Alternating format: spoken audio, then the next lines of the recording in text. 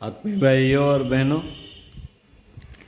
देखन में छोटे लगें, घाव करें गंभीर, प्रेरक दृष्टांत पढ़कर सुनाते हैं लेखक श्री राम शर्मा आचार्य।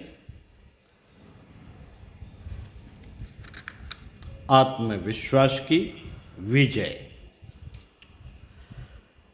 साथियों, राजनीतिक जीवन में आने से पूर्व भी स्वर्गीय राष्ट्रपति डॉक्टर राजेंद्र प्रसाद अत्यंत सरल, सीधे, अल्पभाषी और अनुशासन प्रिय थे।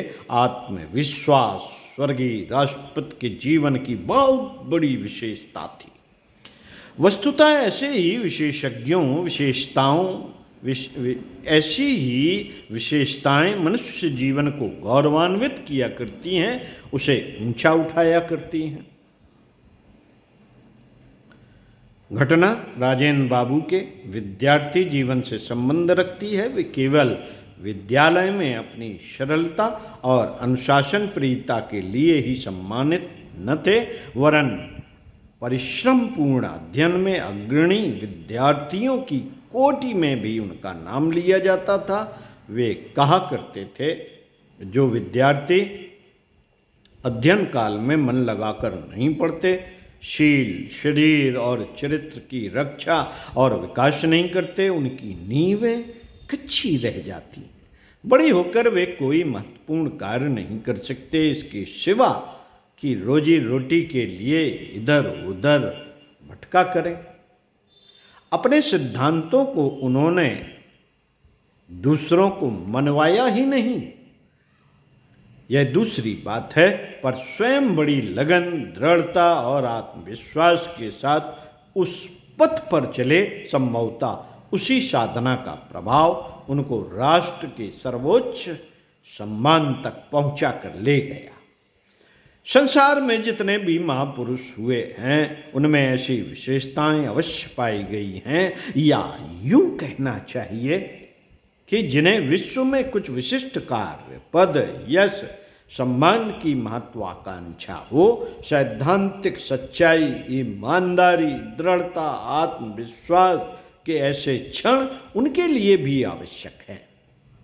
मनुष्य आत्मिक गुणों की विशिष्टता और संकल्पशीलता के भरोसे ही उन्नत के उच्च शिखर पर चढ़ जाता है। डॉक्टर राजेंद्र बाबू परिस्थितियों के पीछे नहीं चले, वरन उन पर विजेता की हैसियत से छाए रहे। विद्यार्थी जीवन की बात है।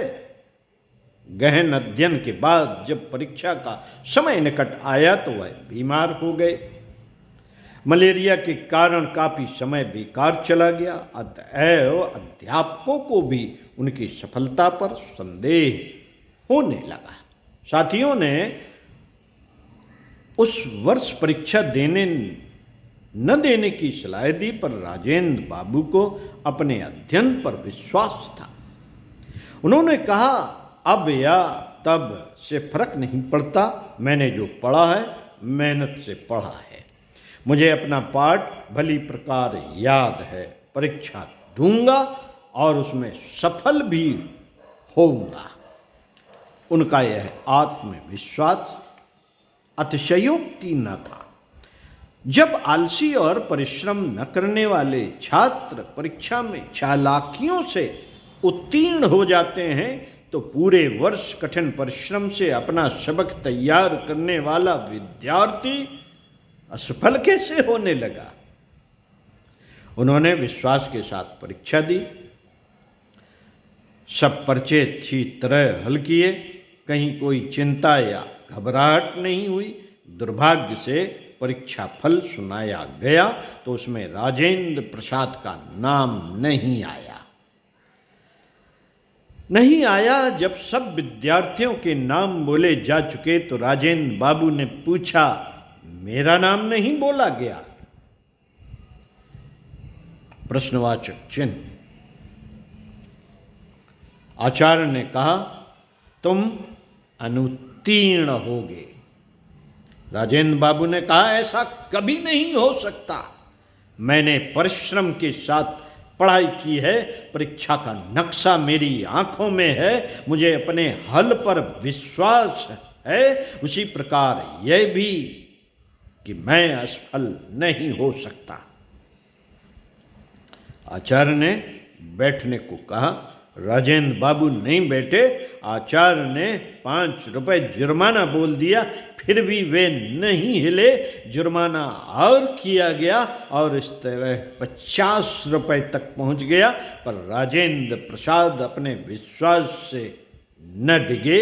विद्यालय में हलचल मच गई।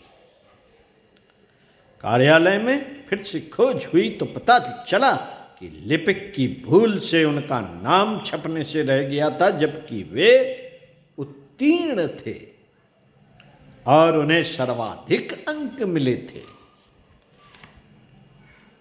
आत्मविश्वास की विजय। साथियों,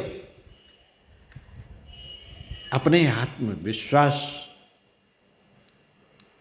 पर विचलन मत पड़ने देना, संदेह का एक भी कीड़ा न घुसने देना।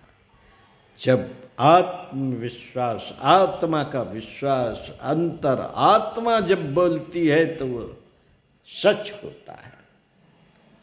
ओम शांति। मिलते हैं अगले वीडियो में फिर किसी अच्छे प्रसंग के साथ। ओम शांति।